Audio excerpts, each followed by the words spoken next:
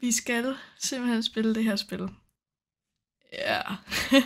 Jeg skal have Nikolaj og Niklas med i dag, som har været så søde at give mig det her spil. Så det bliver rigtig spændende. Hej Niklas. Hallo. Det er dig, han.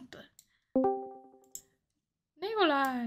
Ja, jeg skulle lige mentalt forberede mig selv, så jeg lige var ude og dagne en halv-halv. Det er faktisk lidt en til en af mig selv. Der er ikke særlig meget sådan... Det skal, altså... Nej, ikke noget tilbage. Skal jeg være helt ærlig, ikke, så vil jeg nok blive mere bange, hvis der kommer 3 skaldermænd, der lignede hinanden i mit hus, end jeg vil komme, hvis der kommer en dæmon. Altså det...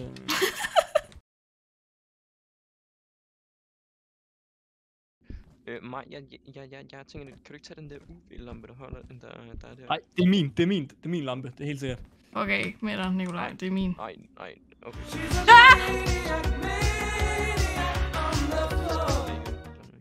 Tak for sub, Langbro. Der står en urne her. Og en voodoo-dukke. Voodoo?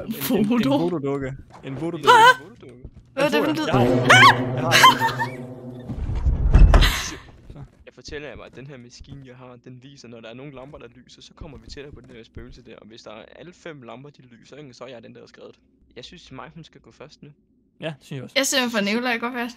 Og så synes jeg, du skal gå ind og den første højre dør, du møder. Prøv at se, det er jo helt normalt det her, ikke? Der står bare en vase hernede, der er ingen problem. Hello? What the fuck? Undskyld, skreg jeg. Må jeg prøve at gå herind? Du må gerne skrige, det er så fint. Okay, skal jeg gøre det for jer, eller hvad? Ja, kom. Kan jeg gøre det med lukkerne? Luk. Jeg kan ikke lide den. Jeg går ind i skabet. Du skrev til noget, der stod noget, der gjorde det er også fair. Nå, nu har vi 2 valgmuligheder. Enten skal vi gå i kælderen, eller skal vi gå på første sal, hvad? Vi går på første sal, sådan er det. Vi går på første sal. Det er jo nok et bait, tænker jeg. Første sal er nok 10 gange værre, sådan det. Nå, jamen skal jeg YOLO her? Det var lampen, der røg, du fik et chok af. Fuck! Nå ja, nu lader jeg tage lige den der dukke frem der, ikke? Ja, skal vi stikke i den, eller sådan noget? Jeg stikker i den. Nej, det kunne den ikke lide. Den er close.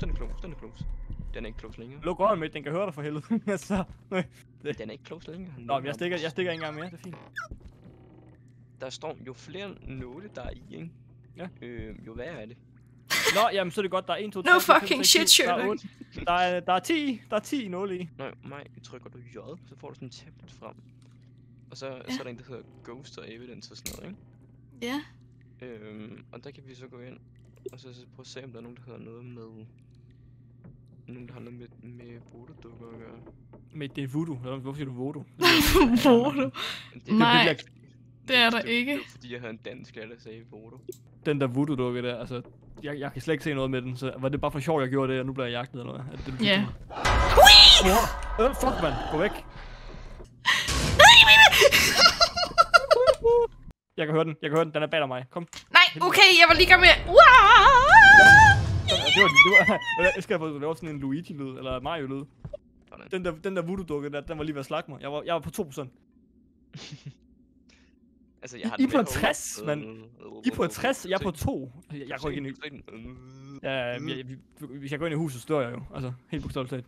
Den svarer os kun, når vi står alene, så vi skal stå alene på et tidspunkt. Ikke mig. Det er dig, der streamer. Du er nødt til at streame. Alle synes, at Nikolaj skal gå ind alene. Den er sygt close. Jeg går ikke ind alene. Kom så, Nikolaj. Jesus, mand. Ved hvad, jeg synes, vi skal ned i kælderen.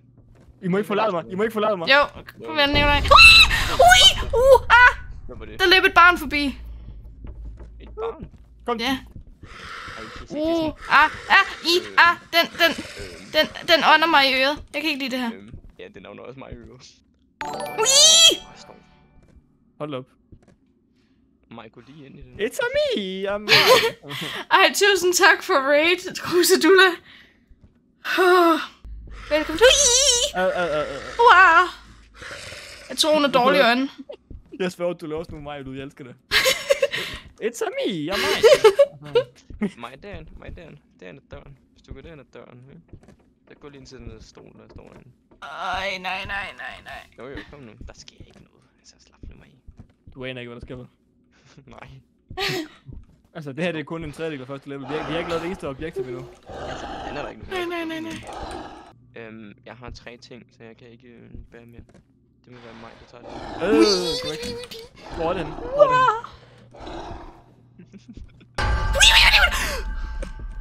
Hvorfor blinker min flashlight?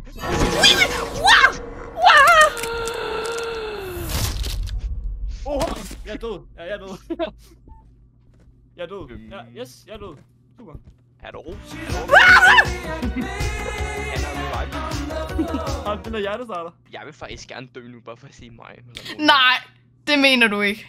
Ved du hvad, jeg går ned i kælderen. Maj, du kan gå den til brøden, til brudekjolen, så går jeg ned og dør, okay? Okay.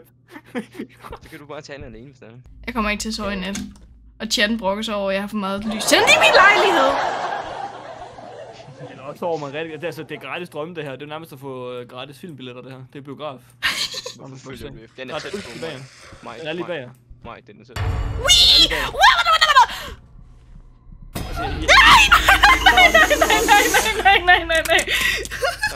Så bliver du flækket mig.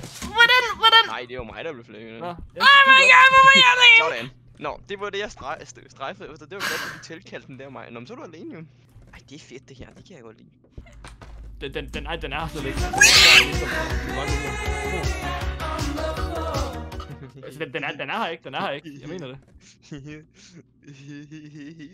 Jeg siger bare, at du har jo slet ikke snakket om, det er sponsorated, det her spil. Du har ikke engang selv købt det. Jo, det sagde jeg godt til, at det er jer, der har været årsag til, at jeg skal lide. Nå, det var godt. Nå, okay.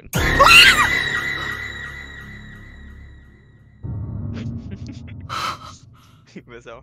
Der var nogen, der brugte mine sound alerts. Nå. What the fuck?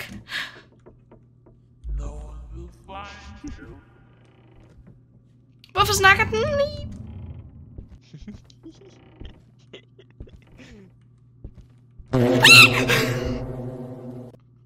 Hvad nu? Det var en prut med ekko. Kom nu, Mutle. Du vil gerne? Nej, vel ej. Jeg er en klar spil, ikke? Hvorfor blinker lyset derinde? Jeg synes, du skal... Nej. Det banker på. Det er bare Thomas Helmi. Nej. Nå, okay. Men hvorfor piner den mig også på den her måde, eller hvad med at dræbe mig? Au, jeg banker mit tå ned i jorden. Der ligger en finger på værkstedet, og udover det, så der døde du. Yes, hold op. Oha. Der kommer hun, eller hvad? Hvad sker der? Ej, der tager i hvert fald en masse...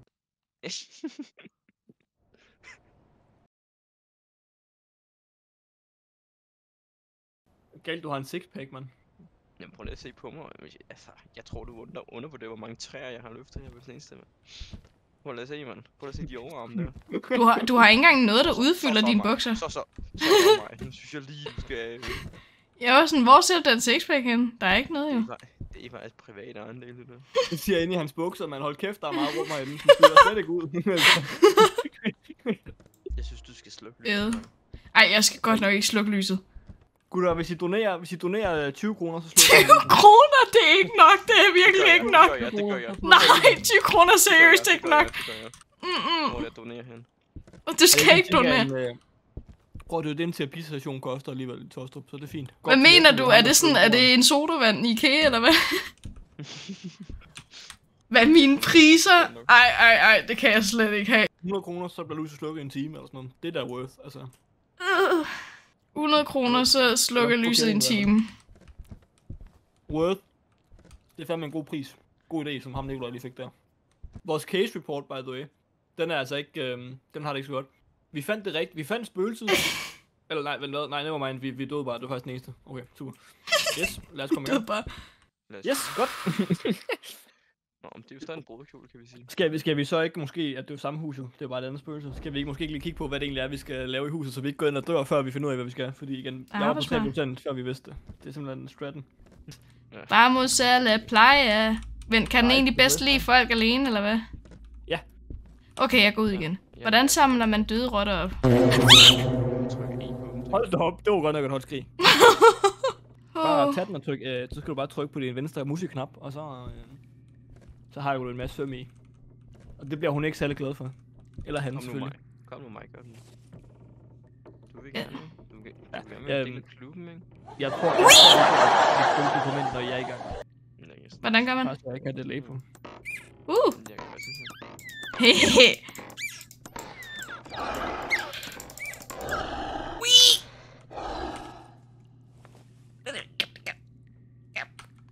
I gør lige alt, hvad jeg kan lige nu.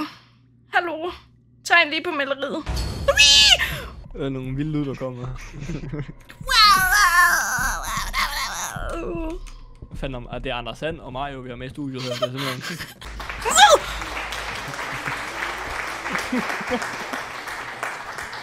Hallo? Hallo? Hallo? Det ved den simpelthen ikke, eller hvad? Den er træt. Jeg tror ikke, du skal prøve at pisse den alt for meget i.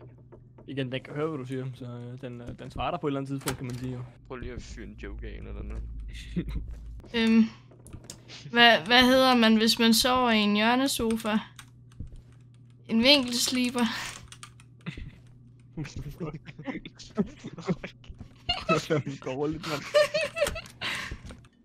Hvorfor står du bare der? Fuck, du var klam. Har du et problem med skaldede mennesker, eller hvad? Nej, faktisk ikke, nej. Jeg synes, I begge du skal gå ind nu. Nu sidder jeg kan ikke komme ind alligevel, før I er færdige med runden. Så I skal bare begge to gå ind og finde rotterne. Hvad med I går ned i kælderen nu? Hvilken vej er jeg? Ui! Nej, der kom hun. Så du den? Ja, det gjorde jeg, hvis du var i tvivl. Hun er bare en jægerhater. Hold da op. Wow, nej, hvorfor døde du? Hvorfor er det dig, der dør? Hallo, det er ikke sådan, man laver parkour. What the fuck? What the Altså, jeg vil gerne pointere, at Niklas for 3 sekunder siden havde 90 i hjerneting, og du havde kun 20. Altså, hvordan det ham, der dør først?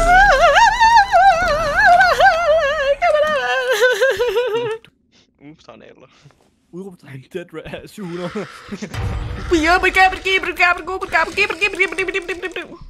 Iben, nappen, det er sgu da også en af... Den kommer gående. Fy. Ja, du er også død. Super. Apropos hello baby girl, altså. Hvorfor står jeg inde i din Hvorfor står jeg... Det er klam, det der. Du blev slået ihjel inde i hans bukser. Nej, jeg blev slået ihjel i min egen bukser. Ayo. Nå, det er nok... Ayo, back off. Det er jo nok det, hun knækker nakken ned i bukserne på dig, kan man sige. Nå, så giv mig en invite nu, så er jeg klar. Jeg vil lige mig til tandsæt, jeg havde der, mig. Jeg vil gerne have adressen på din tandlæge. Det har jeg diskuteret, jeg ikke arbejde på. Nej, du er kunst. Det er, hvor jeg skriger. Det er ikke langt fra. Bare gå i gang, boys. Bare en girl. Bare en. Nej. Niklas Christensen kastede 10 danske kroner efter dig. Fuck dig. Jeg slukker ikke lyset. Nej, men tusind tak for donation. Nå, er I klar? Så er der adventure. Vamos a la playa. Vi skal drikke bajer. Det er sådan min ghost hunt sagt nu, kan jeg mærke. Hvis du donerer 90 kroner kunst, så slukker hun lyset. Nej, det skal I seriøst ikke være det her. Hvorfor er der en kælderting her? Hvorfor løber jeg? Det er den samme kælder, du har død i 2 gange nu. Nå, smart. Hvad er det her for nogle ting? Hvorfor lyser den? Åh nej. Det er sådan nogle tarot cards. Ui, tarotkort. Nej, så kan du... Dead. Bitch, what the fuck, mand? Okay, jeg er død. Du har simpelthen lidt... Ja, yes. LOL. Du fik lige læst din egen skæbne, hvor du døde. Det er altså også imponerende. What the fuck? Niklas Christensen kastede 40 Hallo, danske Niklas! kroner efter dig. Så mangler chatten kun 50 kroner. 2 sekunder, dreng. Jeg gider ikke lige at vente 2 sekunder. Wee! Du skal ud og finde tarotkort, så du kan læse din egen Niklas skæbne. Christensen kastede 50 Oh my danske fucking kroner god, efter dig. Niklas. Nu er der doneret 100 kroner på stream, sådan det. Åh gud, hvad sker der nu? Ej, nej. Ja. Hvad er det, der sker nu? Ej, nej. Jeg kan ikke lide det. Ej, kan jeg putte mig i et eller andet? Ej, okay, jeg sover også. Nej, hvad? Kans TV kastede 90 danske kroner efter dig. Okay. Oh my god, Niklas. Jeg er ked af at sige det, men du kom lidt for sent. Der var allerede doneret 100 kroner faktisk. Nu skal lyset være slukket resten af streamen, det er du godt klar over. Nej, det mener I ikke. Det kan I ikke. Jo, der er doneret 2 timer nu. Nu skal den bare være slukket permanent, jo. Om jeg har det godt? Nej. Nej. Var der ærligt, det mindste.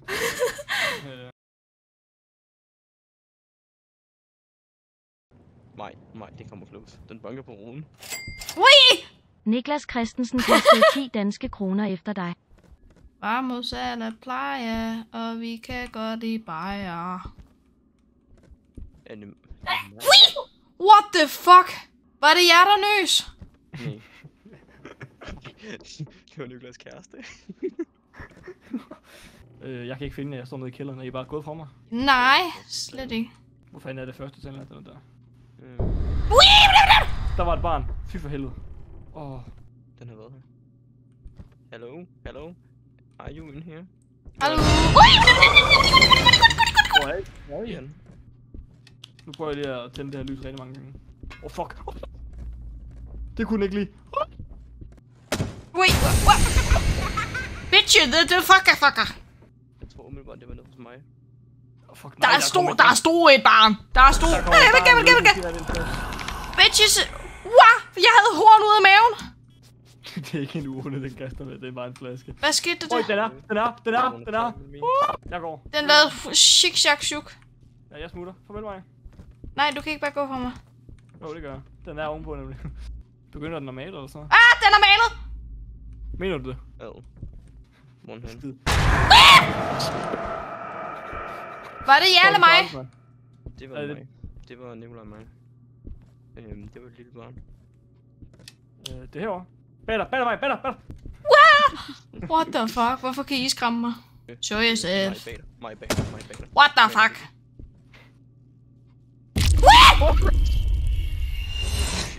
What the fuck? Men døde jeg ikke? Fik jeg seriøst bare et flash af helvede, og så teaseren mig på den måde? Skal vi alle sammen? Det vi alle sammen, mig. Show yourself! What the fuck? Show yourself. Wow. Jeg vil blive sindssyg. Den leger med vinflaskerne herovre. Jeg er død. Jeg blev slagtet. Nå, ja. Så er det ligesom dem så på sin show yourself. Nå, men du tog en forhold. Hvad tror vi, det kunne være? Gæt, der er 12. Altså. Hallo? Måske skal sige show yourself.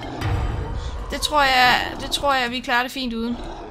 Nej, for helvede, det var mig. Show yourself. Nej. Der fløj jeg. Okay, du dør nu. Værsgo. Der render en dæmonbarn rundt. Den er godt nok grim, den der. Den er horn. Kan du ikke sige til den er grim? Det er Satan ham selv, du leger med. Grim. Du er grim. Du er ingen forældre. You are. Jeg mente ikke. Hvorfor du spejle? Wanna take a fight? Come on. Okay. Ej, det er mine. Nå, men stopper det nu. Du bliver bare båret væk af Jesus ham selv. Altså, hvordan vinder man overhovedet noget som helst i det her? Jeg synes ikke rigtig, vi sådan... Jo, det er fordi, man kan samle lysmateriale, vi bare her dobbelt spillet. Nå, så alle de her optional bliver unlocked, når det er, vi har valgt en ghost type. Ja. Nå. Okay, by the way. Okay, så hvis min, det her instrument, jeg har, hvis den kommer op på 5, så er det evidence, fordi der kun er nogle meget få spøgelser, der kan det. Ja, det er det. Er det den der EMF 5 ting? Ja, det er den, jeg har. Den er ovenpå. Den har ikke okay, med. nu er den her så. Fuck, man. What the fuck, den løb herudefra. Maj, hvis du ser nogle fingerprints, hvis du ser nogle lysende ting med den der ting, så skal du sige til, for det er også evidence. What the fuck? Prøv lige at se. Prøv lige at se, hvad det er, jeg har fundet. Vent. Det er ikke lang tid. Fingerprint! Evidence. Fingerprints har jeg krydset af. Har den svaret dig på den der ting med? Det svarer den der, ikke? Ja, jo. Så? Ja, prøv lige at se, hvad det er, jeg har fundet herude. Ja. Har I nogensinde lavet det der med sådan en klasse? Ouija board! Lad være. Mate, da mig tog de der tarotkort, der døde hun med det samme. Hvad var den sidste mulighed? Det var poltergeist skue, eller? 2 sekunder. Og T. Okay, den der T der, den kan godt lide at male, og den anden kan... Så vi skal have maleriet. Det er det, vi skal bruge. Jeg kan ikke være... Fuck, den er. Jeg tror Loki er ved at dø med. Jeg er helt drejet. Hvad skete der? Der står loading på min nu. Jeg røg ud af spillet, jeg ved ikke, hvad der sker. Må jeg gætte på en ting og løbe? Ja, så gæt på den med gul, tror jeg, fordi at jeg tror... Nej, den der kan male. Gæt på Thay. Bare gæt på Thay, og så håb på det bedste. Prøv det. Det var det rigtige spøgelse! Var det den rigtige? Mener du det? Stod der bare korrekt, eller sådan noget? Ja! Fedt. Og i luksus, vi er gode til at gætte, jo. Ej, jeg tænder altså lyset ind i lejligheden nu. Jeg kan ikke det her mere. Jeg mangler min support, Grogu. Hvorfor er der lys nu? Nej, lyset er ikke tændt. Du skal donere 100 kroner mere. Nej, fordi den regel, den kan jeg ikke lide. Var der ikke gået 2 timer? Jeg synes, det er slukket mit lys lidt i 12, og nu klokken lidt i 1. Er det 2 timer? Nej. Det er jo kun 1 time. Det er god matematik, du har der. Det Shit. bare sagt lidt i 23 i stedet for. Nej, det var den der, fordi vi ikke... Var. What the fuck? Margriber kastede 100 danske kroner efter dig. Øj, der er den efter dig. Er det dig, der lige har kastet en spirit box her? Nej. Nå, har du fundet den? Det er godt, mig. Så spørger Den er fjernet maleriet. Fjernet? Nej, det er til Niklas har taget det. Nej, det har jeg ikke. Jeg har sgu taget noget maleri. Den har sat billedet hernede foran fjernsyn. What the fuck? Har den det? Mener du det? Ja. Haha, lol. What the fuck? Den slukker lys. Jeg fandt den. Den er her. Var det inde i spillet, at den skreg på den måde, eller fik jeg tilfældigvis en alert samtidig med? What the fuck? Det ved jeg ikke, men jeg får lyd nu i hvert fald. Den er på værkstedet, tror jeg. What the fuck? Jesus. Ej, det er babylyd, eller hvad? Den er sgu i stuen igen, kan jeg afsløre. What the fuck, man? Nej, barnet var ovenpå. Jeg ser den! Den er... 5! Der! Vent. Hvad? Nej, du droppede lige din UV-lampe ned. Nej, gjorde jeg. Jo. Det gjorde jeg ikke, nej. Den tager ting. Og det var derfor, den der spirit box, den kom frem. Da det var, jeg var kommet ind i huset før jer andre. Det er fordi, den tager ting. Er der et eller andet spøgelse, som sådan tager ting fra en? Jeg tror, jeg ved, hvad det er. Det er Namar, eller Nama, ja. Neymar? Nema, det er Neymar, mand. Jeg gætter. Lad os bare komme videre. Ej. Altså, det er jo... Altså, udelukkelsesmetoden er også... Den har et kors på jorden. Skammet er her. Jeg ved ikke, hvordan man laver et ritual. Den tiggeri. Nå, men lad os finde krucifikserne. Det var ude i gangen, eller så var det en af gangen. Hvor er korset? Jeg ved ikke, det ved jeg ikke. Find kors nummer 1. Korset, de herude. Ja, jamen, det er dem, skal... Nu forsvandt stjernen. Der må være flere hus end det der. Der er en til. Der går alle sammen. Hvor? Ja, nice. Vi er med ud. Jeg gider ikke det her. Jeg er bange. Ja, lad os bare gå. Nu har vi rettet 2 krucifixer. Ej, lad os lige gå ovenpå, selvom der er et der. Ej, oh my god. Der er en her. Ej. Hvor fandt du en? Ja, lad os bare gå. Fuck det. Det var 3. 3 må være det. 3 må være tallet, ikke? Altså. Ja, jeg tror bare, skal vi bare sige tak for den her gang? Jo, det synes jeg er en rigtig god idé. Hvis nogen er større, så er det spildt penge i hvert fald. Ja, det er det. Det må være fedt at hyre nogle dæmonhåndede, så de kommer og siger, ja, vi har lavet de 2 første, og du skal bare selv lave eksorcisme. Han siger bare, at det her er fandme for skræmmende. Correctly identify the ghost 3 times. Wow!